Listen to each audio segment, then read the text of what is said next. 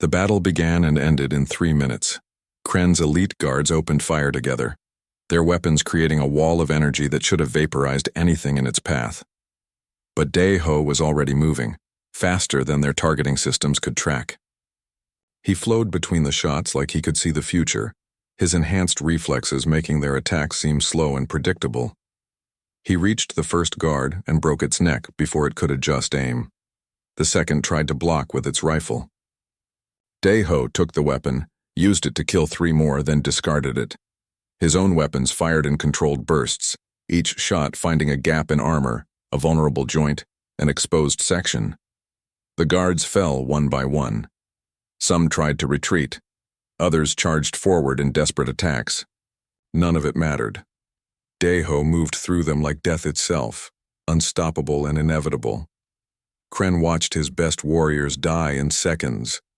He had led armies across the stars. He had conquered worlds. And now he stood alone against a single human, understanding too late what kind of enemy he had made. When the last guard fell, Dae-ho stopped and looked at Kren. Blood covered his armor. Smoke rose from his weapons. But his breathing was steady, controlled. He wasn't tired. He could do this all day, all week, however long it took. "You wanted to know what humanity was capable of," Dae-ho said quietly. "We choose peace because we're tired of war. We choose kindness because we know what cruelty creates. But when you take away our choices, when you murder our children, you remind us what we really are." Kren raised his own weapon, a ceremonial blade marked with victories from a dozen campaigns. He was warlord of the Velkari Empire. He would not die begging like Sul. "I am a warrior," Kren said. "I die in battle, as is proper." "You're a murderer who killed defenseless people," Dae-ho replied. "But I'll grant you a warrior's death. It's more than you gave them." They clashed in the center of the clearing, surrounded by bodies and watched by the dead buried beneath. Kren was strong, experienced, enhanced by his own species' technology. His blade moved with lethal precision, his tactics honed over decades of combat. It wasn't enough. Dae-ho was faster, stronger, better. Every attack Kren made was deflected or avoided. Every opening Dae-ho found was exploited. Within 30 seconds, Kren was bleeding from a dozen wounds. Within a minute, he fell to his knees, his weapon lost, his strength gone. "Why?" Kren gasped, looking up at the human standing over him.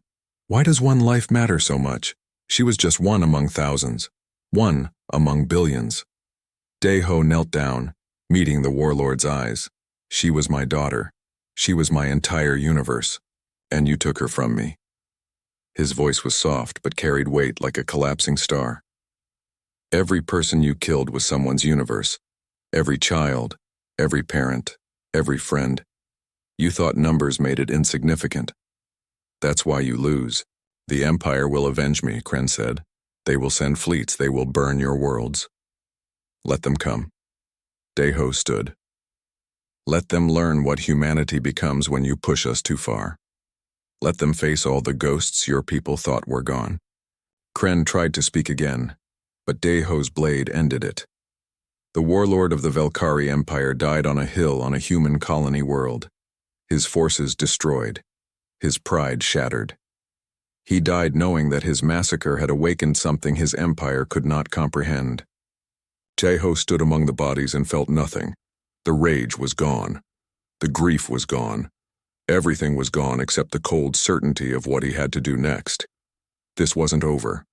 Kren was right. The Velkari would send more forces. They would want revenge for their losses. Good. Let them come. He moved through the Velkari camp, gathering equipment and data. Their computers contained information about the Empire, its fleet positions, its leadership structure, its military doctrine. Everything Dae-ho needed to understand his enemy completely. He found the communications array and made sure it was functional. Then he began recording. "This is Dae-ho Kim, formerly of Ghost Unit, Terran Defense Corps. I am transmitting from New Haven Colony on Terra 9. The Velkari Empire attacked this colony without warning or provocation. They murdered 5,000 civilians, including children. I have eliminated their ground forces and their leadership. He paused, looking at the devastation around him. I am sending all evidence to the Terran government. Battle recordings, command logs, everything that proves what happened here. The Velkari started this, but humanity will finish it. He uploaded everything to the communications array and set it to broadcast continuously. Then he went back to the hill where Hana was buried. Hyunwoo was there, having emerged from hiding when the sounds of battle stopped. The young man looked at Daeho with shock and fear, seeing the blood and the cold expression. You did all this? Hyunwoo whispered. You killed all of them? Yes. How? How is that possible? I was made for this. A long time ago, humans created soldiers to fight wars too terrible for normal people to survive. I was one of them. Daeho removed his helmet, showing his face. But I tried to stop. I tried to be normal, to give my daughter a peaceful life. They took that from me. What happens now? You survive. Ships will come eventually, either human or Velkari. If they're human, tell them what happened. If they're Velkari, hide. Daeho placed a data chip in Hyunwoo's hand. This contains everything. Make sure our government gets it. Where will you be? Hunting. Daeho spent a final moment at Hana's grave. He placed her research journal back in its protective case and whispered words meant only for her. I'm sorry I couldn't give you the life you deserved. I'm sorry I brought my past into your future. But I promise you this. Everyone who did this, everyone who gave the orders, everyone who enabled it, they will all answer for what they took from us. He stood and activated his armor's camouflage. By the time Hyunwoo blinked, Daeho had vanished into the ruins. 3 weeks later, a Terran Defense Corps patrol ship detected the distress beacon from Terra 9. They found the colony destroyed and the Velkari forces annihilated. They found survivors who told impossible stories about one man who destroyed an army. They found the transmission that Daeho had sent, containing all the evidence of the massacre. The images were broadcast across human space. 5,000 dead, children murdered, families executed, the peaceful colony of New Haven erased by an alien empire without mercy or warning. Humanity's response was immediate and unified. The Terran government declared war on the Velkari Empire. Defense fleets mobilized, armies prepared. And quietly, secretly, certain messages went out to retired soldiers living under assumed names. The Ghost Unit was being recalled. Across human space, in quiet farms and peaceful towns, people who had tried to forget what they were received the call. Most had families, lives, reasons to stay hidden, but they all saw the images from New Haven. They all saw what the Velkari had done. One by one, they answered. On the Velkari homeworld, the Imperial Council received reports that their expeditionary force to Terra 9 had been destroyed. Initial responses ranged from disbelief to anger. Humans were weak, primitive, easy prey. How could one colony destroy an entire battle group? Then the raids began. Velkari military installations started disappearing. Supply convoys were ambushed and destroyed. Officers were assassinated in their own headquarters. Ships vanished in deep space.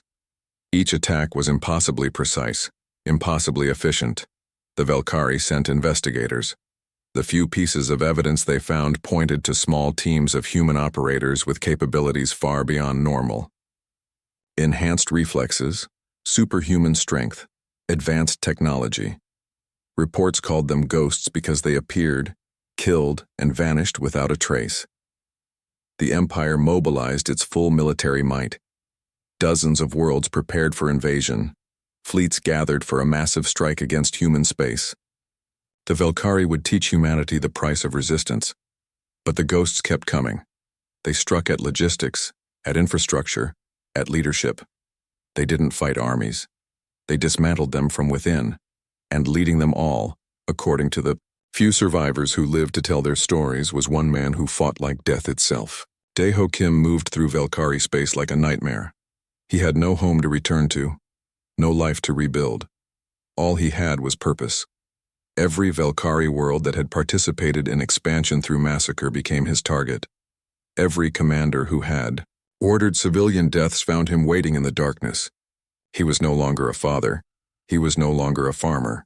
He was what he had been created to be, what humanity had forged in the fires of desperate war. He was vengeance given form, and he would not stop until the Velkari understood the price of killing human children. Years would pass. The war would rage across the stars. Millions would die on both sides. History would record it as the Velkari War, one of humanity's bloodiest conflicts. But on Terra 9, on a hill overlooking what used to be New Haven, a simple grave remained. Fresh flowers appeared there sometimes, left by unknown hands. The research journal of a young girl who dreamed of understanding alien plants, who wanted to make the universe a little bit better, who died before she could see how much one life could change everything. Hana Kim's grave stood as a reminder.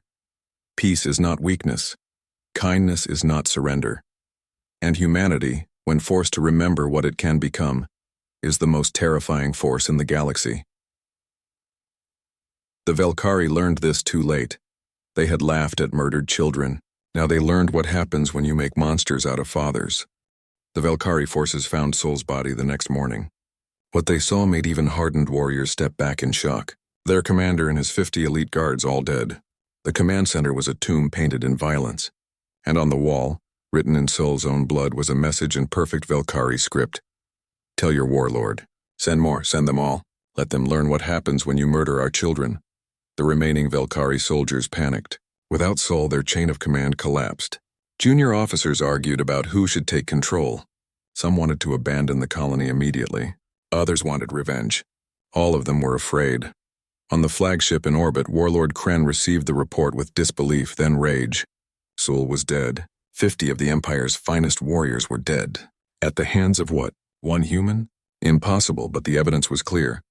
The security footage showed a single figure moving through the command center like a force of nature. The tactical analysis confirmed superhuman speed and reflexes. And that message, written in blood, was a direct challenge to Kren himself. No one challenged the warlord of the Velkari Empire. Not and lived. Kren assembled a personal strike force from his flagship. 200 of his best soldiers, veterans of a dozen campaigns, warriors who had crushed civilizations. He armed them with the Empire's finest weapons and equipment. And he would lead them personally. This human, this ghost, would die. Kren would kill it himself and display the body as a warning to anyone who dared resist the Velkari. The ships descended from orbit, landing outside the colony ruins. Kren stood at the head of his forces and surveyed the devastation. Burned buildings, bodies still lying where they had fallen, the evidence of massacre everywhere. His soldiers had done this following the Empire's doctrine. Overwhelming force, complete destruction, no survivors, it was standard procedure. The Velkari had conquered 17 worlds using these methods. Resistance was crushed immediately and brutally. It sent a message to everyone else. Submit or be destroyed, but something had survived here. Something that didn't understand it was supposed to die. Kren would teach it. Find this human, he commanded his soldiers. Bring me its body. The Velkari spread out, professional and disciplined. They moved in teams, covering each other, checking corners, following doctrine. Their scanners searched for heat signatures, movement, anything that might reveal their enemy. They found nothing. Hours passed. The sun climbed higher, baking the ruins. The Velkari searched systematically, but the colony was large and the destruction extensive. There were 1,000 places to hide, 1,000 angles of attack. The first team disappeared near sunset. 12 soldiers, experienced warriors, vanished without a trace. One moment they were reporting their position. The next, silence. When reinforcements arrived, they found only bodies arranged in a circle, all killed efficiently, all facing outward as if something had appeared among them too fast to react to. Kren studied the scene personally. He had fought many enemies, pirates, rival empires, resistance movements. He knew warfare in all its forms. But this was different. This was assassination raised to an art form. Warlord, one of his officers said nervously, perhaps we should reconsider. This enemy is unlike anything we've faced. Are you suggesting we flee? Kren's voice was dangerous. No, Warlord. I merely suggest caution. We don't know what we're fighting.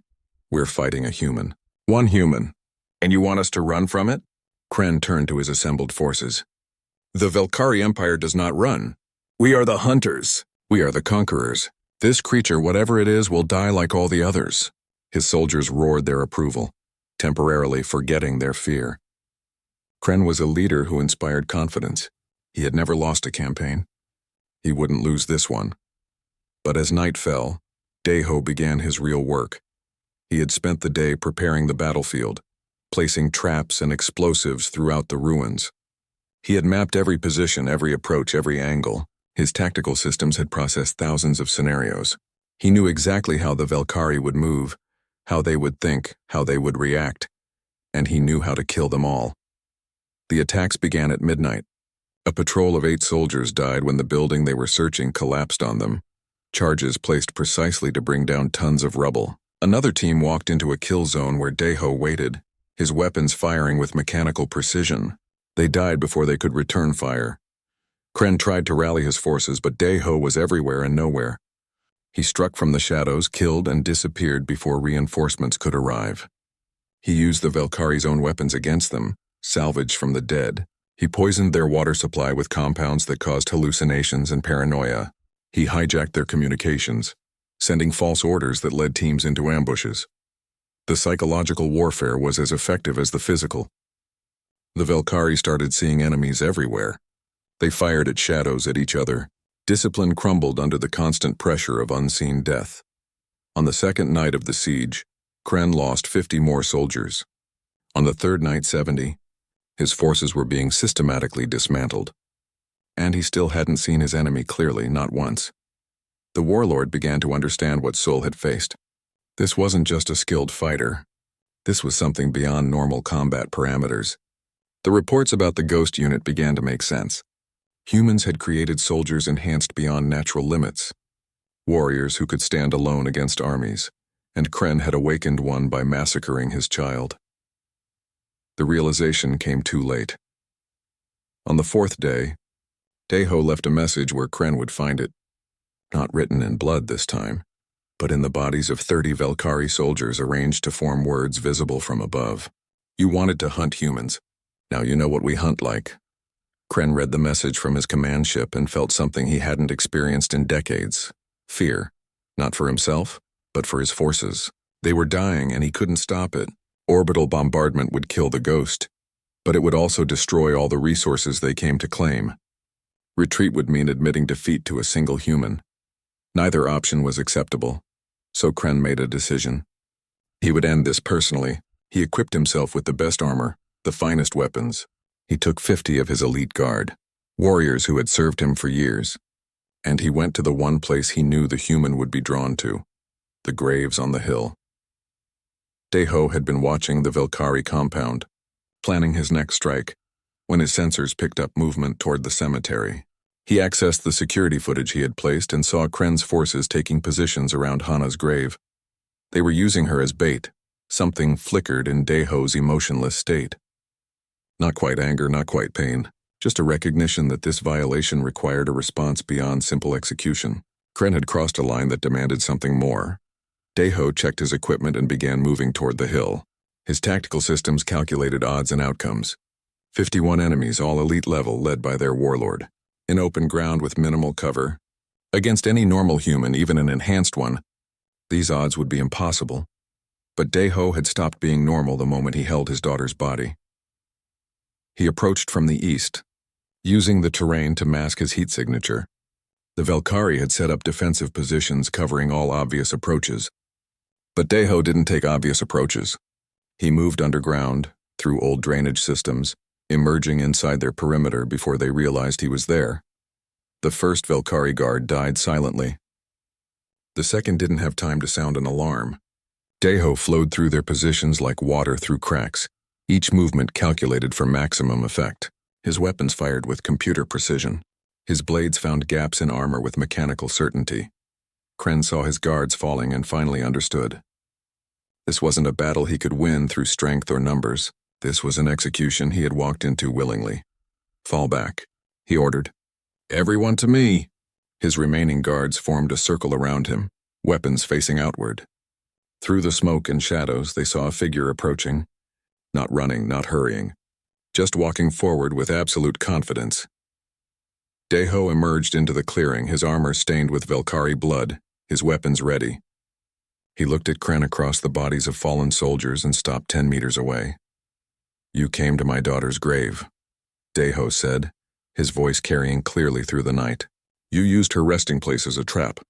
I am Warlord Kren of the Velkari Empire, Kren declared, trying to maintain authority.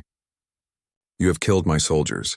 You have defied our might. Surrender now, and I will grant you a quick death. Your soldiers murdered 5,000 people. Men, women, children. They laughed about it. Daeho's hands tightened on his weapons. And you think you can offer me mercy? We are the Velkari. We are conquerors. You are one human, one creature that should have died with the rest. I am Daeho Kim, father of Hana Kim, Ghost Unit, Terran Defense Corps. Daeho's voice was cold as deep space. And I am the last thing your empire will ever see. The night was quiet except for the crackling of fires. The Velkari had stopped their killing. Most of the colonists were already dead. Now the aliens celebrated, drinking and boasting about their easy victory. They posted guards at the perimeter but felt secure. After all, they had just massacred 5,000 humans without resistance. What threat could remain? Daeho moved through the darkness like smoke. His suit's camouflage bent light around him, making him nearly invisible. His footsteps made no sound. Every movement was calculated for maximum efficiency and minimum detection. This was what he had been designed for.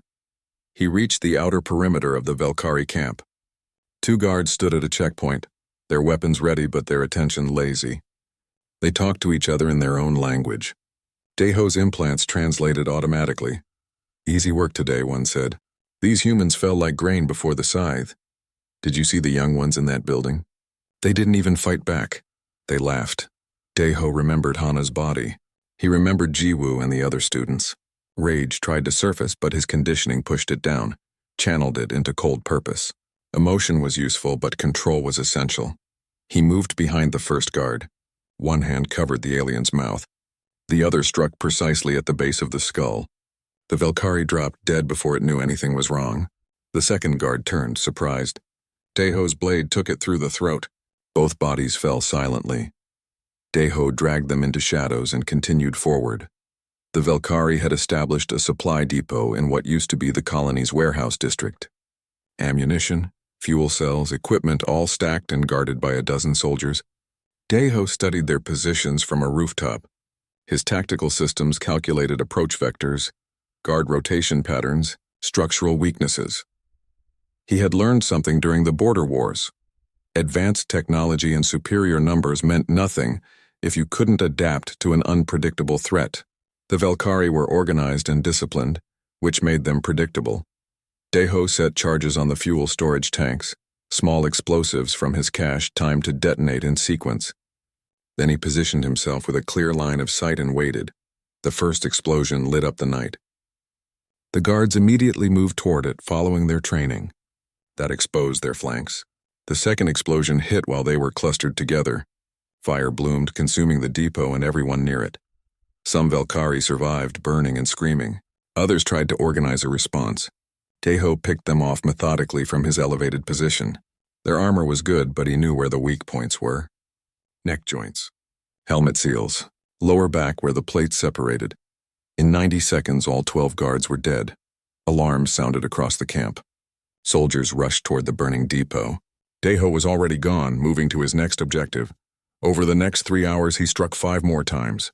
A communications array went up in flames. A patrol of 6 soldiers disappeared in the ruins. A vehicle depot was sabotaged, fuel lines cut, and engines destroyed. Each strike was precise, fast, and lethal.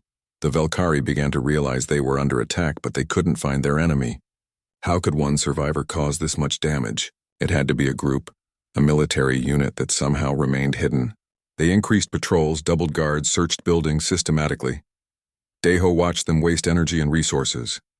He had already moved to a new position, planning his next strike. As dawn approached, he returned to the barn where his equipment was hidden. He needed to rest. His body could function for days without sleep, but efficiency decreased without rest. He had time. The Velkari weren't leaving soon. They planned to strip the colony of resources before moving on. That gave him time to destroy them completely. Before sleeping, Daeho went to where he had buried Hana and the other students. He had found a place away from the destruction, under a large tree on a hill overlooking what used to be beautiful farmland. The work had taken most of the previous evening before his attacks began. He knelt beside Hana's grave. In the growing light, he could see her research journal sitting on top, protected by a clear case. She would have wanted to finish her project. She would have wanted to present her findings to help people understand this world better. "I'm sorry," he said quietly. "I'm sorry I couldn't protect you. I'm sorry I wasn't faster. I'm sorry for what I'm about to do." The graves didn't answer. The dead never did. Daeho stood and prepared to continue his work. Over the next 2 days, the Velkari camp descended into chaos. Their commander, Sul, was a capable officer who had led successful campaigns against 3 other species. But Sul had never faced a ghost unit operative. He didn't understand what kind of enemy had entered his territory. More patrols disappeared. Soldiers started finding bodies, their comrades killed in ways that seemed impossible. Sentries died at their posts with no one hearing anything. Equipment failed mysteriously. Food supplies were contaminated. Water sources were poisoned. And then the messages began. Sul found the first one painted in Velkari script on the wall of his command center. "You killed children. Now you face their father." He ordered the message removed, but another appeared the next night. 5,000 dead. How many of you will pay?" Sul increased security around himself. Elite guards surrounded him at all times. It didn't matter. The third message appeared on his personal quarters, inside the supposedly secure perimeter. Your soldiers laughed. Will you laugh when they're all gone? Fear spread through the camp. The Velkari were warriors bred for conquest and violence.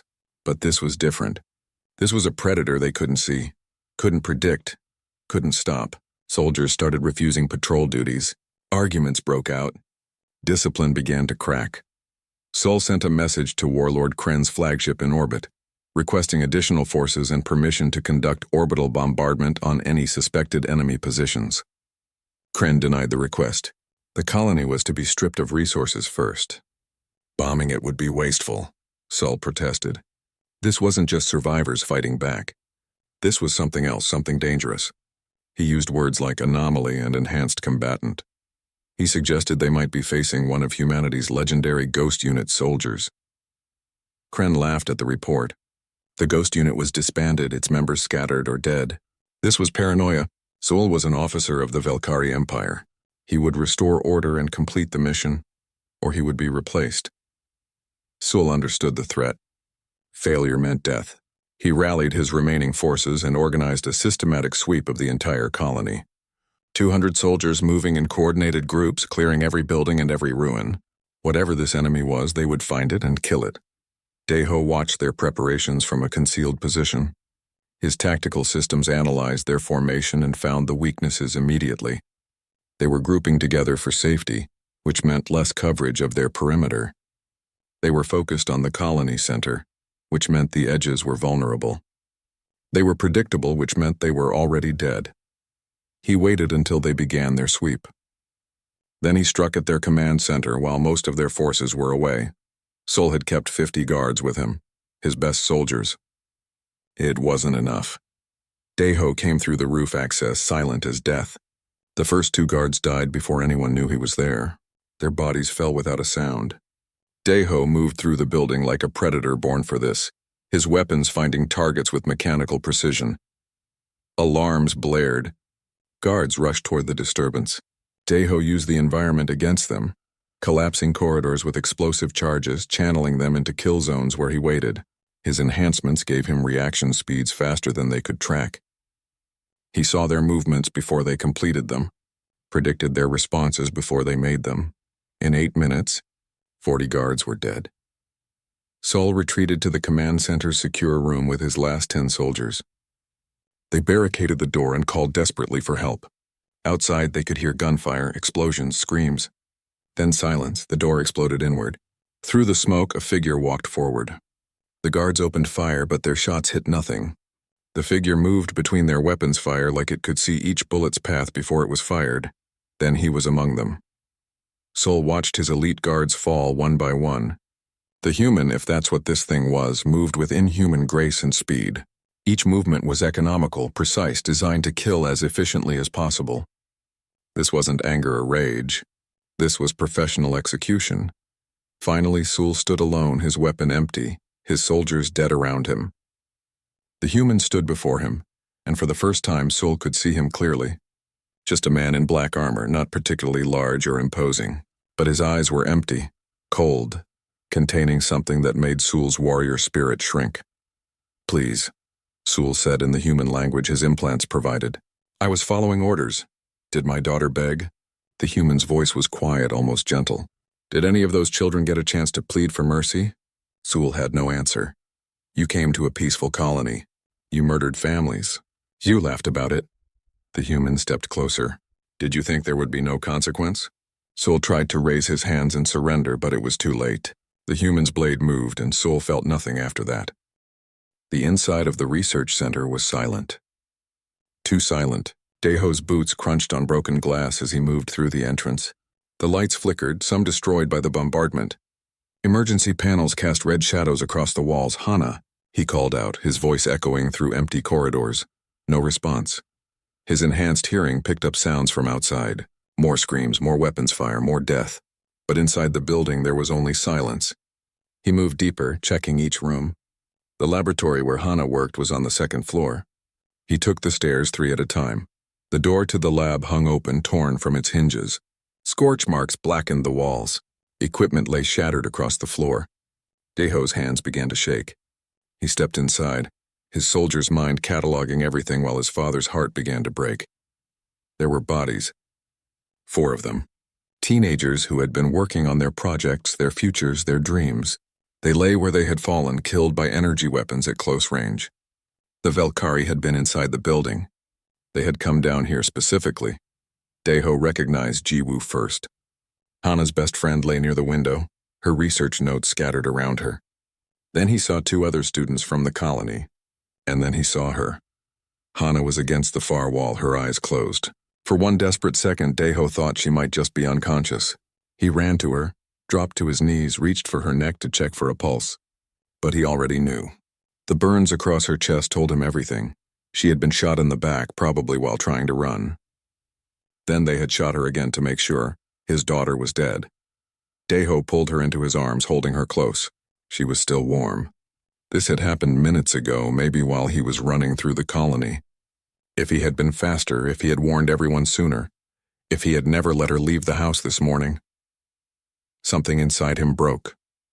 Not loudly, not dramatically. It was quiet, like a rope snapping deep underwater. The man who had tried so hard to be normal, to be peaceful, to be just a farmer and a father, that man died holding his daughter's body.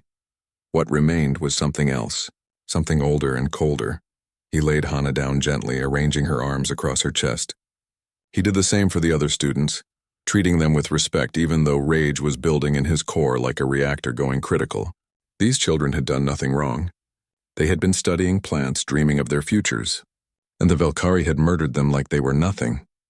Outside, the sounds of slaughter continued. Deho stood and walked to the window. From here he could see most of the colony. Fires burned everywhere. Velkari soldiers moved in organized groups, systematically going building to building. When they found colonists, they killed them. Men, women, elderly children. It didn't matter. They were exterminating humans like insects. Near the central square, Deho saw a group of colonists being herded together by Velkari soldiers, maybe 30 people, including families with young children. For a moment he thought the aliens might take them prisoner. Then an officer gave an order and the soldiers opened fire. All of them fell. The Velkari soldiers laughed. Deho's jaw tightened. His hands clenched into fists. He had spent 8 years trying to forget what he was, what he had been made into. He had promised Hana's mother on her deathbed that he would leave the violence behind, that he would give their daughter a normal life. He had kept that promise, but Hana was gone now. And with her the promise died too. He turned from the window and left the research center. The Velkari weapon he had taken earlier was still on his belt. It would do for now. He moved through the burning colony like a ghost, silent and purposeful. His enhanced senses mapped everything, tracked every enemy position, calculated angles and odds and opportunities.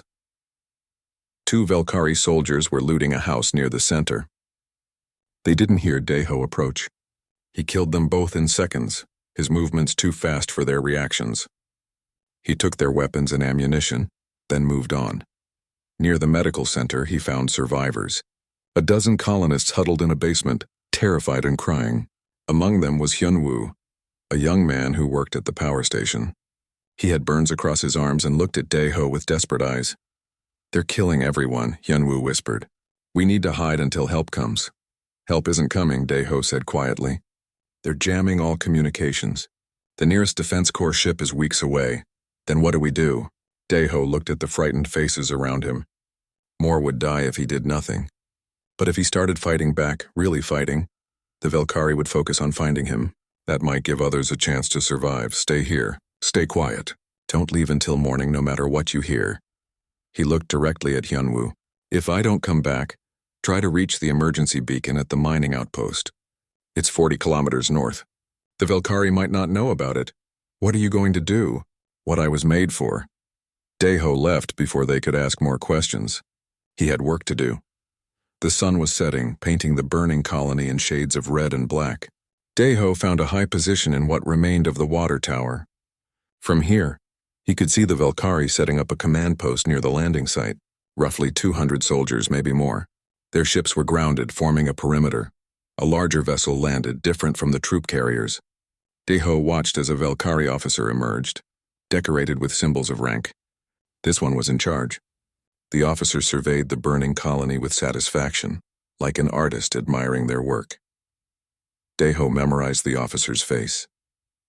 He would die last. First, Dae-ho would take apart everything around him, everyone under his command. He would make the officer watch as his forces fell one by one. Only then would Dae-ho grant him death, but not tonight. Tonight was for preparation. Dae-ho moved through the darkness to his farm. It had been hit by the bombardment. The house collapsed, the fields burning. He went to the barn, which was still partially standing. Hidden beneath the floor was something more than just old military equipment. He pried up the hidden panel and looked at what he had buried 8 years ago.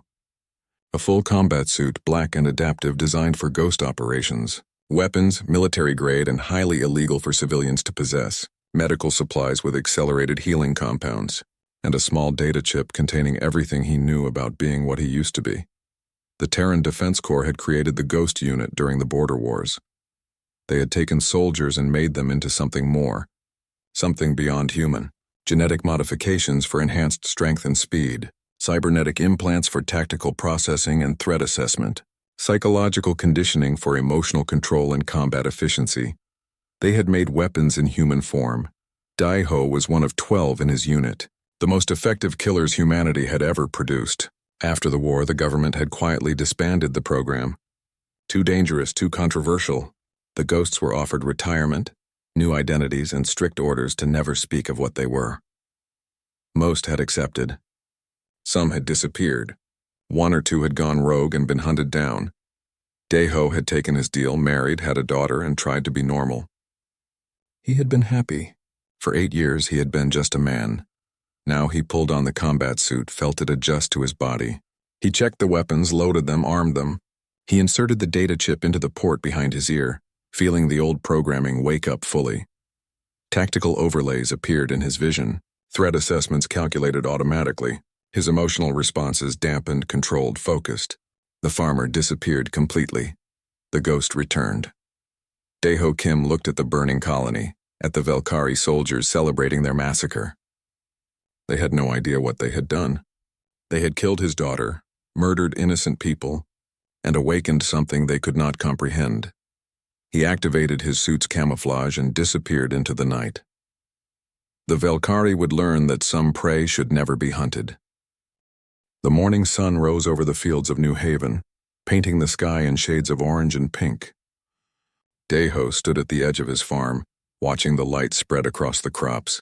His hands were rough from years of working the soil, far different from what they once were. He preferred it this way. Farming was honest work, peaceful work. It was the life he had chosen after everything else. "Dad, breakfast is ready," Hana's voice called from the house behind him. He turned and saw his daughter waving from the porch.